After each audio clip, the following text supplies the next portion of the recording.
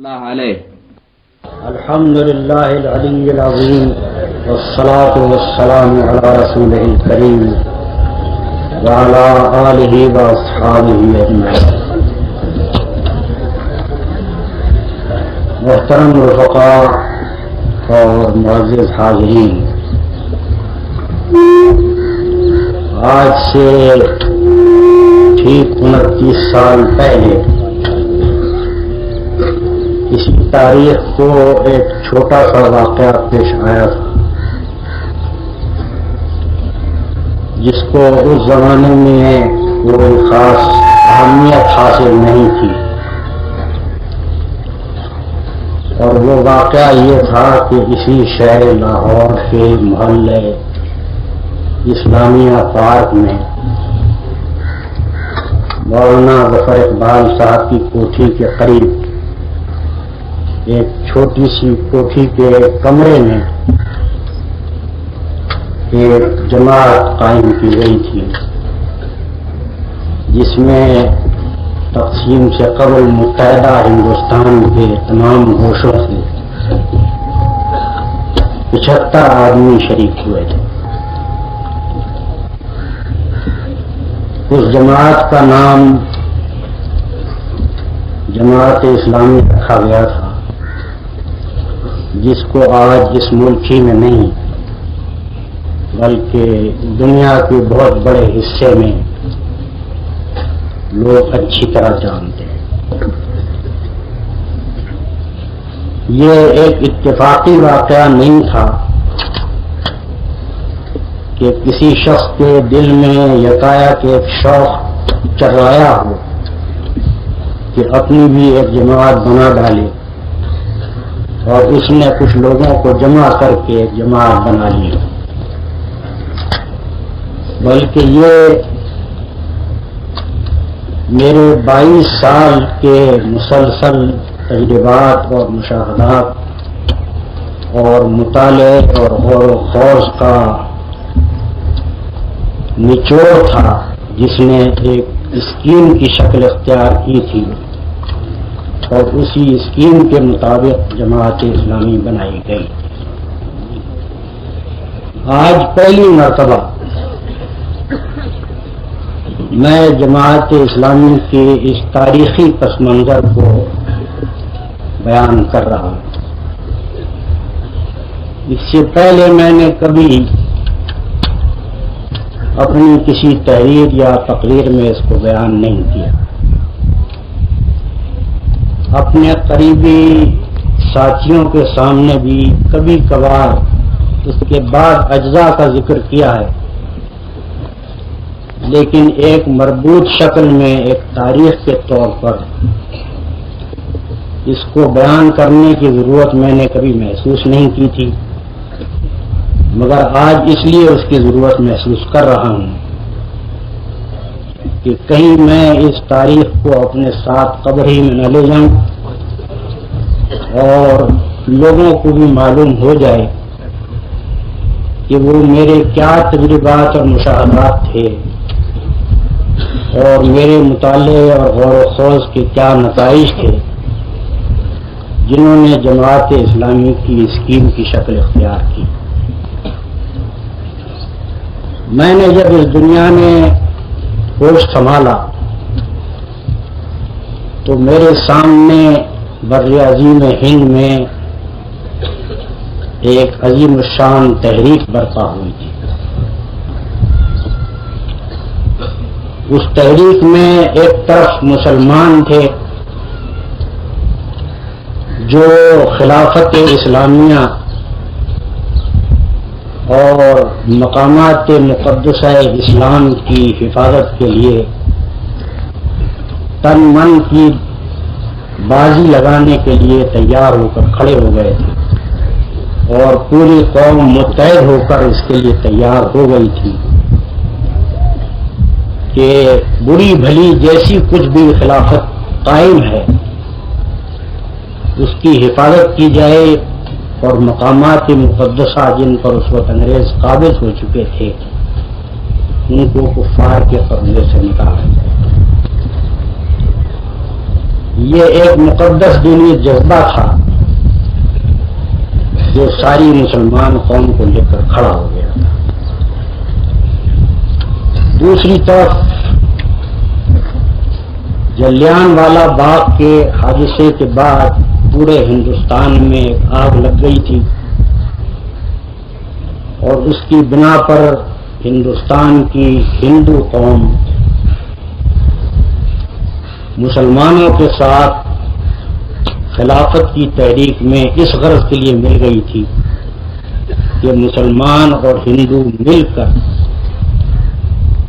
ایک طرف خلافت کی تحریک کو کامیاب بنائیں اور دوسری طرف ہندوستان کی آزادی کے لیے جدوجہد کریں، جس کا نام ہندوؤں کی اصطلاح میں سوراج تھا اور جس کی قیادت کانگریس کر رہی تھی.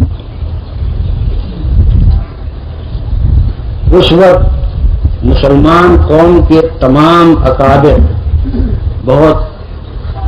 مخصوص مستثنیات کو چھوڑ کر اس تحریک میں شریک تھے اور گاندھی جی کو ان سب نے اپنا قائد مان کر ان کے ماتحت ترک موالات کی ایک زبردست تحریک شروع کی تھی جس کو انگریزی میں نام کو آپریشن کہتے ہیں. میں اس وقت ایک نوجوان لڑکا تھا 16-17 سال کی عمر کا. فطری طور پر اپنی قوم کے لیڈروں پر مجھے اعتماد تھا، ہونا چاہیے تھا. ایک مسلمان ہونے کی حیثیت سے فطری طور پر میرے دل میں اس بات کا غم تھا کہ مسلمانوں کی ایک رئی سئی سلطنت دنیا میں جو باقی تھی، یعنی ترکوں کی سلطنت، وہ مٹ رہی ہے. ایک رئی سئی خلافت جو مسلمانوں کی باقی تھی، جو مسلمانوں کو جمع کر سکتی تھی، وہ ختم ہوتی نظر آ رہی ہے اور مسلمانوں کے تمام مقامات مقدسہ خطرے میں پڑے ہوئے. ایک مسلمان ہونے کی حیثیت سے فطری طور پر میرے اندر یہ جذبہ تھا اور اسی بنا پر میں بھی اس تحریک میں ایک ادنا کارکن کی حیثیت سے کام کرتا رہا. لیکن کچھ میری افتاد مراج ایسی ہے کہ جس مسئلے سے بھی مجھ کو دلچسپی ہوتی ہے اس کے متعلق میں مطالعہ کر کے زیادہ سے زیادہ معلومات حاصل کرنے کی کوشش کرتا ہوں تاکہ اس کو سمجھوں کہ یہ مسئلہ کیا ہے. یہ چیز آج بھی میرے اندر موجود ہے اور جب میں نے ہوش سنبھالا تھا اس وقت بھی میرے اندر تھی. میں نے جب مطالعہ کیا تو خلافت کے مسئلے کے پشت پر مجھے جو چیز نظر آئی وہ یہ تھی کہ ترکی قوم میں جس قیادت کی بدولت ترکی سلطنت کا نظام چل رہا تھا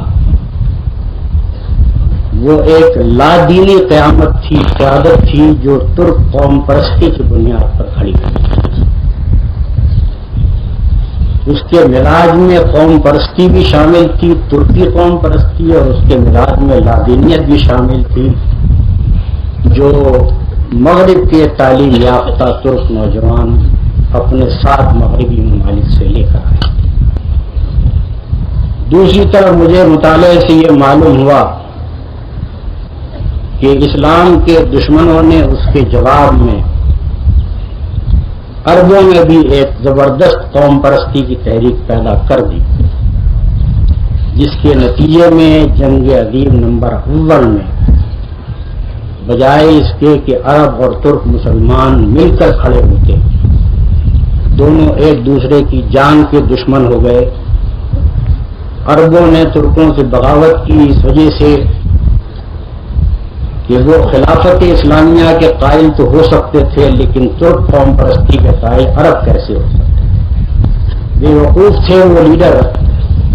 جو ایک ایسی سلطنت کو چلا رہے تھے جس میں خالی ترکی آباد نہ تھے بلکہ عرب اور کرد اور دوسری قوموں کے مسلمان بھی شامل تھے،